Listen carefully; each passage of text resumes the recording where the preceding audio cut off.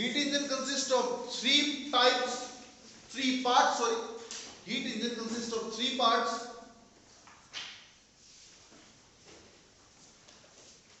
ऐसे लिखेंगे जैसे मैं बोल रहा हूं. पहला सोर्स और ब्रैकेट में लिखेगा eight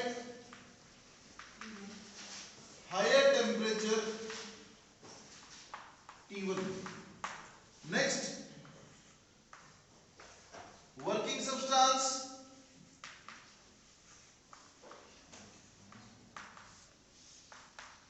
and the third sink at lower temperature,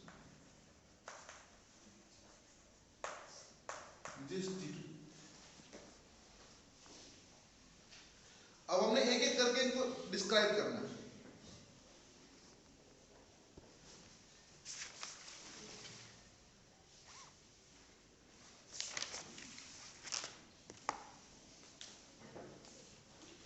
लिखिएगा the heat is supplied to the working substance. a point बना के लिखिएगा the heat is supplied to the working substance. दोबारा बोल रहा हूं, heat is supplied to the working substance at relative high temperature, relatively high temperature,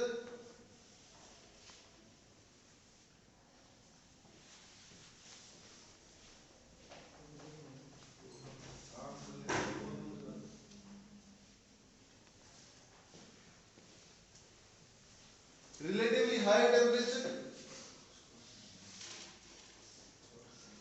from a place called source, from a place called source. Is that clear? इस line का मतलब clear है कि इसने हीट किससे लेनी है? सोर्स से. अगला पॉइंट लिखिएगा it then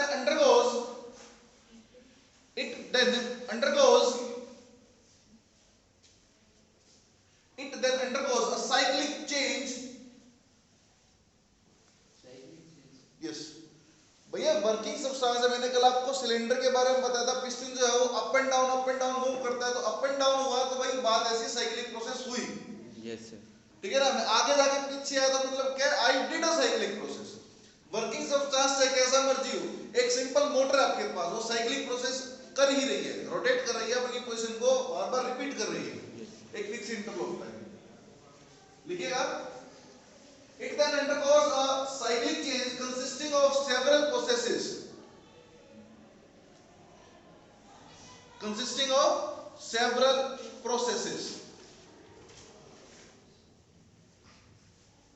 फुल स्टॉप लगा के इसी पॉइंट को कंटिन्यू करेंगे.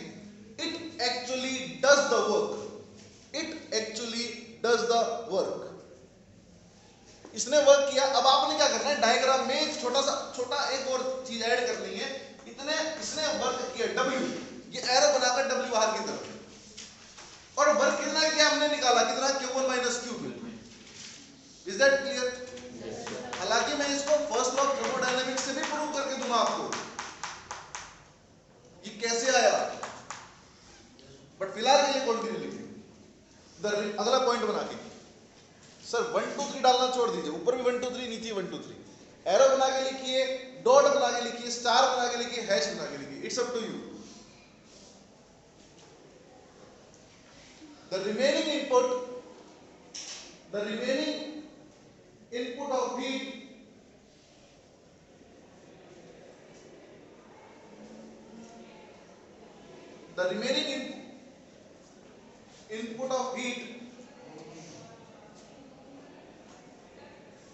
in the remaining heat, ठीक है ना. The remaining heat is rejected to the sink. The remaining heat is rejected to the sink. The remaining heat is rejected to the sink, which is at T2. lower temperature. Am I clear? Yes. Which is at lower temperature.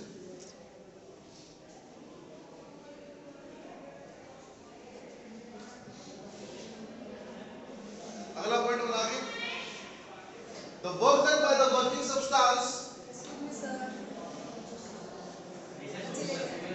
SPCC वाला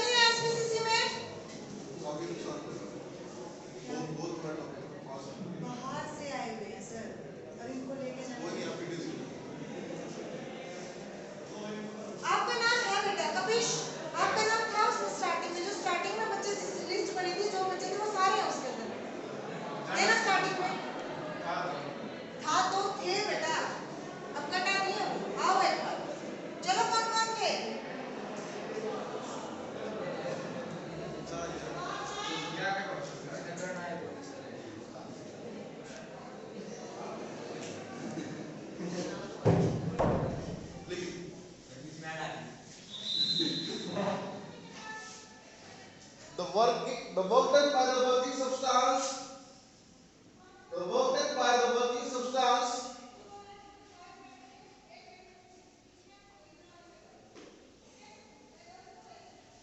of the system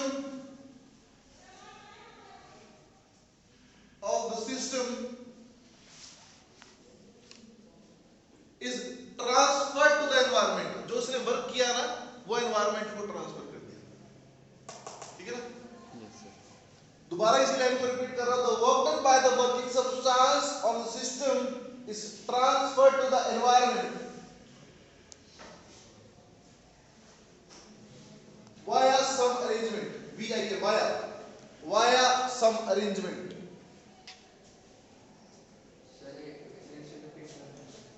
The work done by the working substance of the system in the cycle is transferred to the environment. Is transferred to the environment via some arrangement. Via some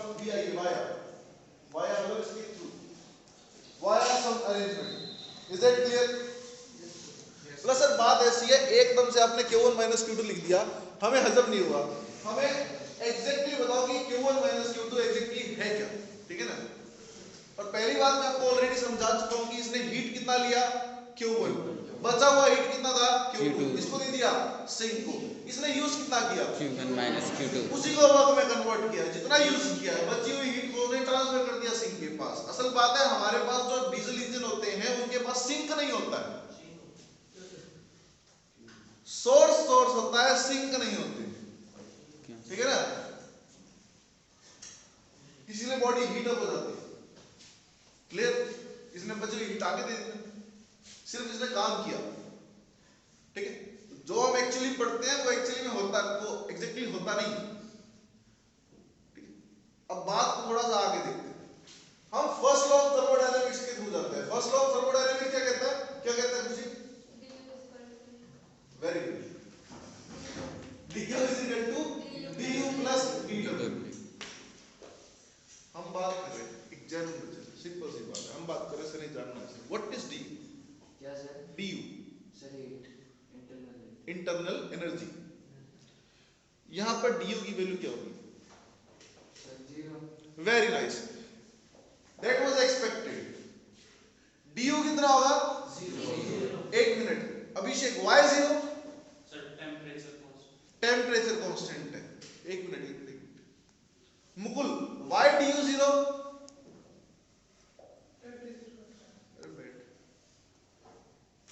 Kabir, why du 0?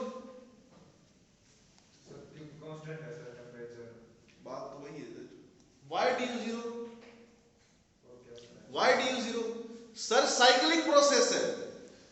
कल वाली बात पे ध्यान रही कायम रही. Cyclic process में change in temperature कितना रहेगा, 0. इंटरनल एनर्जी में भी चेंज कितना रहेगा, 0. बात सही है, लेकिन एग्जैक्टली पॉइंट पे आएंगे. साइक्लिक प्रोसेस है, हम du क्या लेंगे हर हालत में, 0. dw as it is equal to dq. अब चेंज इन हीट बताना है. चेंज इन हीट कितना है, Q1 minus Q2. Q1 minus Q2. आगे ना सर, वर्क किसके को, Q1 minus Q2. Yes clear है ना?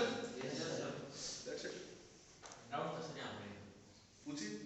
साइक्लिक प्रोसेस कैसे हुई सर, ये तो सिंक में जाके रुकी वापस हो. अरे भैया, ये this is not a cycle. This body does a cyclic process. जो इसके अंदर वर्किंग सब्सटेंस है ये घूमता है. घूमने को क्या बोलेंगे, साइक्लिक प्रोसेस बोलेंगे. आप सुबह क्या कल यहाँ थे, घूम के 24 घंटे बाद फिर यहाँ आ गए, you did a cyclic process. एक फिक्स्ड इंटरवल के टाइम के बाद बॉडी अपनी पोजीशन को रिपीट कर रही है. Simple, not easy.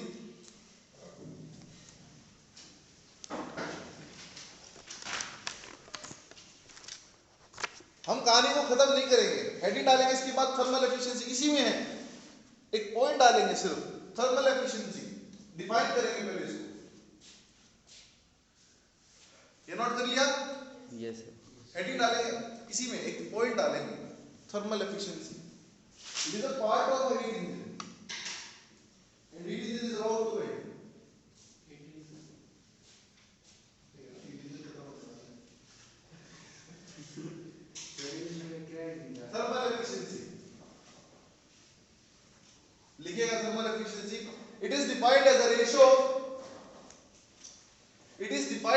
Ratio of net work done per cycle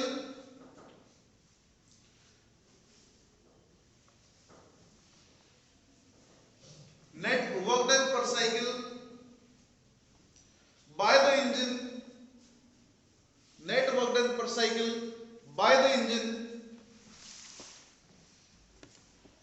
to the total amount of heat absorbed per cycle, to the total amount of heat, to the total amount of heat absorbed per cycle, absorbed per cycle by the working substance from the source, by the working substance from the source. ये था किताबी ज्ञान. Exactly efficiency क्या होती है? It is the ratio of output to the input. लिख ले और लिख के. ये जरूरी नहीं कि एफिशिएंसी हम यहां पर कर रहे हैं तो इसकी इसकी वैल्यू कुछ होगी. आप धरती की किसी भी चीज में किसी भी चीज की एफिशिएंसी निकाल रहे हो, आउटपुट अपॉन इनपुट होगा. अगर परसेंटेज में निकाल लिया तो उसको किससे मल्टीप्लाई कर दीजिए? 100. ठीक है ना? क्लियर? तो लिखेंगे it is defined as a ratio, लिखिए, output to the input.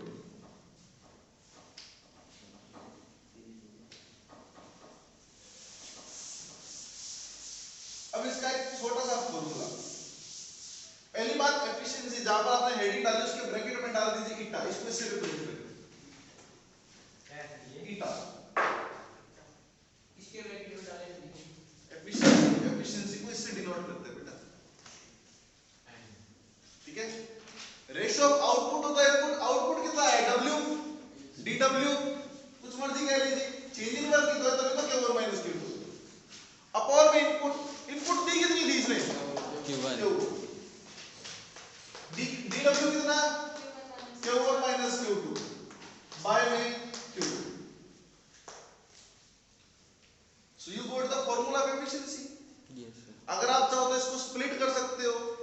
Efficiency का फाइनल फॉर्मूला क्या देगा? 1 माइनस Q2 बाय Q1. समझदार है ना सर? है ना? So you got the efficiency. So this is your complete heat engine. खत्म. अब करना क्या है? इसके बाद आता है types of heat engine. Types of heat engine obviously बात है, मैंने कल आपको बता दिया. हीट इंजन कितने तरह के होते हैं? दो तरह के. एक होता है एक्सटर्नल कंबशन इंजन और एक होता है internal combustion. External combustion engine वो होता है जो जिसमें फ्यूल बाहर की तरफ बर्न होता है. इसकी एफिशिएंसी 30 to 35 रहती है परसेंटेज में. लेकिन अगर हम इंटरनल कंबशन इंजन की बात करते हैं तो वो उसमें फ्यूल इंजन के अंदर बर्न होता है. जैसे हमारा डीजल इंजन या पेट्रोल इंजन होते हैं, उसमें स्टीम इंजन और कोल इंजन होता है. स्टीम इंजन कह सकते हो, कोल इंजन तो कोल से ही स्टीम बन रहा है. Yes. ठीक है? जो डीजल इंजन होता है उसकी एफिशिएंसी 50 से 55% रहती है. क्लियर? आप चाहे तो लिख सकते हैं. हेडिंग डालिएगा इसके बाद टाइप्स ऑफ हीट इंजन. ये खत्म हो गया भैया, हीट इंजन समाप्त. अब उसके टाइप्स. ये 3 मार्क्स का क्वेश्चन है. अगर कोई सामने वाला ज्यादा दयालु है तो 5 नंबर में डाल देता है, अदरवाइज ये 3 मार्क्स से ज्यादा नहीं आता है. But it is much more important than any other topic जो आपने अभी तक थर्मोडायनामिक्स में किया. क्लियर? और सबसे बड़ी बात बताऊं, हम आगे जाके एक बहुत बड़ा टॉपिक करेंगे आगे जाके भी, आज या कल में. टॉपिक का नाम है कार्नोट साइकिल. अब कार्नोट साइकिल एग्जैक्टली होता क्या, मैं आपको पहले डिस्क्रिप्शन देता हूं ताकि आपको कल को आसानी हो. Carnot cycle is the heat engine. Carnot cycle जो होता है वो क्या होता है? Heat engine. तो इसको अच्छे से कर लोगे तो हीट इंजन कार्नोट साइकिल समझ में आएगा. ठीक है ना? Yes. लिखिएगा टाइप्स ऑफ हीट इंजन. पहला एक्सटर्नल, दूसरा इंटरनल कंबशन. मैं लिख देता हूं.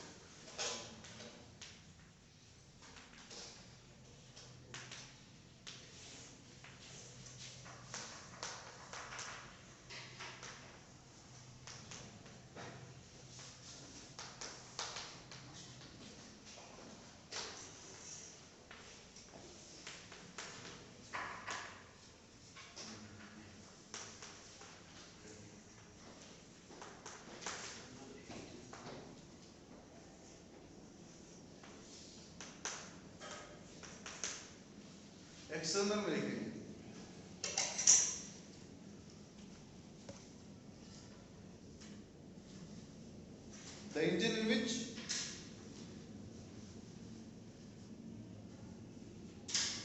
the engine in which heat is produced by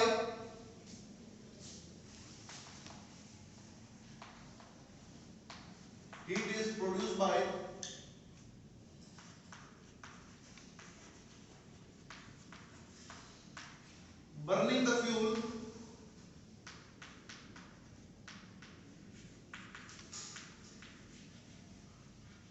outside the body.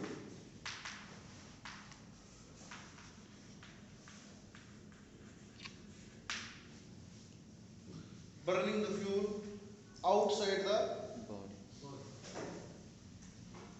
main body. Main body of the engine. Main body of the engine.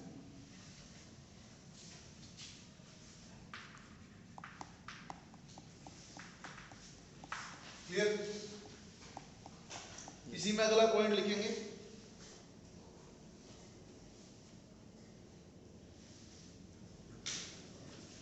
Practical efficiency सही बताऊं, अगर हम थ्योरेटिकली जाएं तो 30-35 होती है, प्रैक्टिकल एफिशिएंसी केवल 12 से 16% होती है। देयर प्रैक्टिकल एफिशिएंसी लिख लीजिए बोलो। There practical efficiency varies from, इसकी सर एक्सटर्नल इंजन की हाँ जी बेटा, अभी तो कुछ बताया ही नहीं है। There practical efficiency varies from, their practical efficiency varies from 12% to 16%,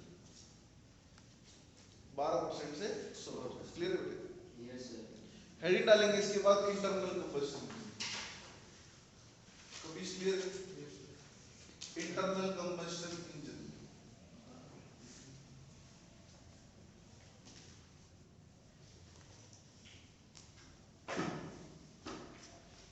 The engine in which heat is produced by burning the fuel inside the main body of the engine. Heat is produced by burning the fuel inside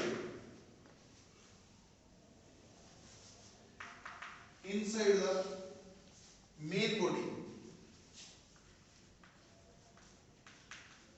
Main body of the engine. आप external combustion में एक point और बना के उसका example लिख सकते हो। एक्सटर्नल में क्या करेगा? स्टीम इंजन, ठीक है ना भाई?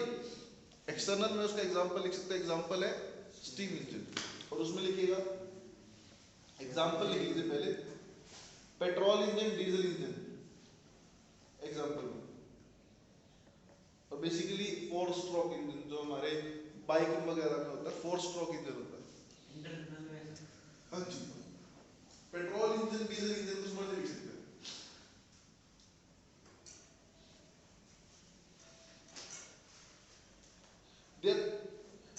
अब सुन लीजिए, थ्योरेटिकल अगर एफिशिएंसी निकालते हैं तो इनकी 50-55% आती है, लेकिन अगर प्रैक्टिकल एफिशिएंसी अगर निकालते हैं तो 25-26% सारी आती है। फर्क कैसे होता है? भैया थ्योरी में तो आप कैलकुलेट करें। अब एक बात बताता हूँ आपको सिंपल, अभी आप 7th यूनिट पढ़े, मैं आपको एग्जैक्टली याद दिला दूं। जब हम हाइट ऑफ द एटमॉस्फेयर निकालते हैं तो केवल पता है कितना आता है? अगर हम प्रेशर का फॉर्मूला h rho g निकाल दे तो Yes. हाइट का हाइट पता कितनी आती है? सिर्फ 8 किलोमीटर किसकी सर? हमारे एटमॉस्फेयर की। प्लेन टाइप का वेट होता है। एक मिनट सुनिए, अगर हम प्रैक्टिकली थ्योरेटिकली बात करते हैं तो हमारी एटमॉस्फेयर 8 किलोमीटर के बाद खत्म हो जाना चाहिए, लेकिन अगर हम प्रैक्टिकली बात करते हैं ना तो ये 400 किलोमीटर तक होता है। बताया था Yes. फॉर्मूला कैसे लिखेंगे? बात फॉर्मूले का अर्थ नहीं है सर, जो लिखा हुआ है, जो वाक्य में होता है, दोनों में बहुत फर्क, ठीक है?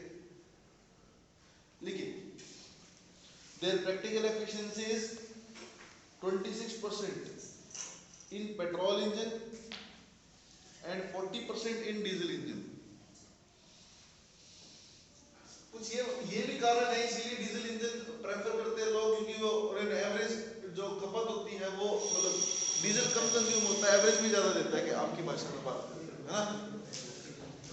सर एक बात बताना, Their practical efficiency in petrol engine is 26% and 40% in diesel.